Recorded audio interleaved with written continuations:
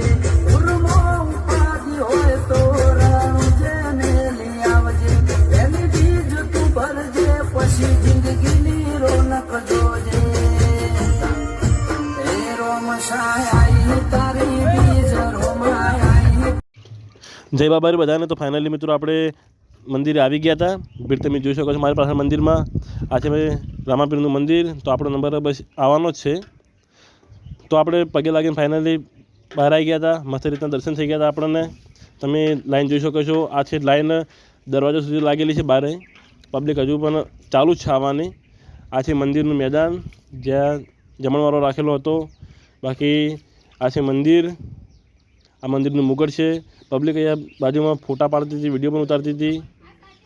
આ જગ્યાએ આપણે પગે લાગી દીધું છે। બીજ આપણે ભરી લીધી છે।